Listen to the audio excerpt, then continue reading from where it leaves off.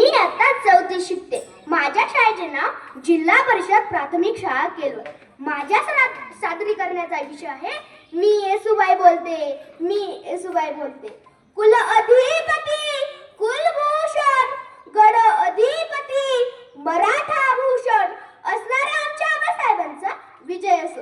त्यांना आपण शिवराय म्हणता. ते छत्रपती शिवाजी महाराज त्यांच्या आम्ही सुनबाई ज्या स्वराज्यभर मावळत बसले आहे, ज्या राज्याचा आम्हाला अभिमान आहे, त्या राज्याच्या आम्ही कुलमुख्तार महाराणी येसूबाई बोलत आहोत. असा आमचा प्रवास खूपच खट्टर आहे.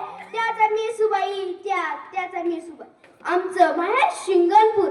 आमचे पिता श्री पिलाजीराव शिर्के स्वराज्य सेवक मातंबर सरदार. छत्रपतींनी आमच्या मुलीला शब्द टाकला. म्हणाले, पिलाजीराव आपल्या घरचे रक्त आमच्या पत्रात टाकाल का? आपल्या राजाला आपल्या घरचे सुनबाई करावेत म्हणाले. त्यावेळी आमच्या वडिलांनी त्याला होकार दिला आणि म्हणाले, यातच आमचे भाग्य महाराज. आमचा होकार आहे. त्यांनी होकार दिला आणि आम्ही भोसल्याच्या सुनबाई झालो. तर खऱ्या, पण त्याबरोबर आम्ही संभाजी महाराजांच्या पत्नीही झालो. भोसल्यांच्या घरात आलो आणि स्वराज्याच्या येसूबाई होऊन गेलो. लहानपणी लग्न झालं होतं म्हणून त्यावेळी सगळ्यांचंच राज्य होतं. आबासाहेब तर आमच्या वडिलांप्रमाणे खूप माया करायचे. ते आमच्या राजमाता जिजाऊ म्हणजे आमच्या आऊसाहेब. त्यांचा शिरस्ता पडदान नव्हता, पण त्यांच्या खुशीत आम्ही निघलो आणि आमच्या आयुष्याचं सोनं झालं. आऊसाहेब म्हणायचे, सुनबाई मांस फार खायला शिका, राज्य आपोआप सुरळीत होईल. आऊसाहेबांच्या शिकवणीत घडलं, आबासाहेबांच्या छायेत वाढलो. आमची कच्ची स्वारी फार रागीट, पण तितकीच कणखर, हुशार आणि ज्ञानी होती. रामने मी नाकावर तो तलवारीसारखा मॅनमंद केलेला असा, तरी दुसरा शंभू देवाचा अवतारच असा होता आबासाहेबांचा पुत्र. धर्माचं ज्ञानही तितकंच, कविताही लिहायचे. एकदा तिने एका कागदावर आमच्यासाठी एक वाक्य लिहिले. ते वाक्य होते म्हणजे श्री सखी राणी जयंती. आम्ही खूप भारावून गेलो. श्री सखी राणी जयंती. आमचे सासरे आबासाहेब होते तर सर्व कसे छान चालले होते. आम्हा स्वराज्याला कशाची भीती नव्हती, पण ते देवालाच बघवलं नाही. त्या देवाला आमच्या नाचानं नेलं. आबासाहेब गेले. स्वराज्याला फार मोठा धक्का बसला होता.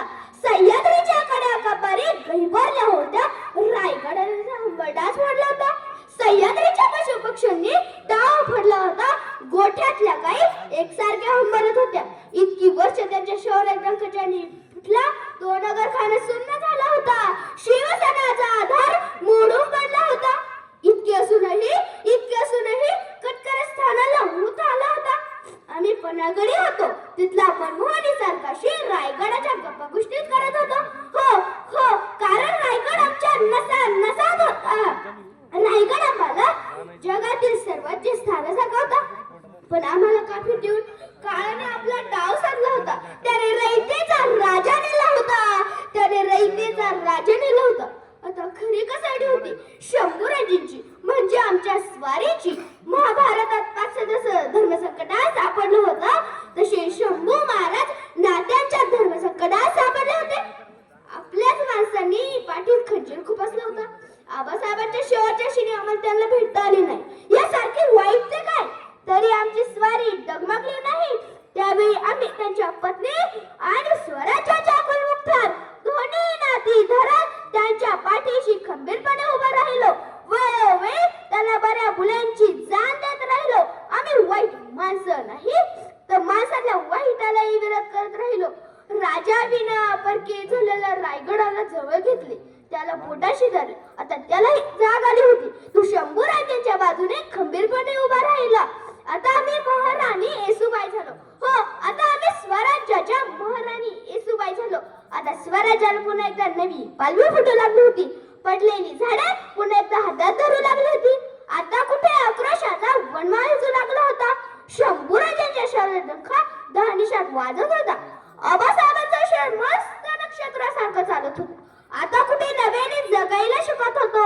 आपल्याच माणसांकडे विश्वास ठेवायला शिकत होतो. आमच्या ते एकीकरण होतच ना. आता शाहूच्या रूपात पुत्र प्राप्त झाला होता. स्वराज्याची मुळं घट्ट रुजत होती. शत्रू आमच्या स्वारी उबचकून होता. स्वराज्याकडे नजर वर करून बघण्याची कोणाची हिंमत नव्हती. पण अचानक एक दिवस उजाडला आणि देवानं पुन्हा एकदा घात केला.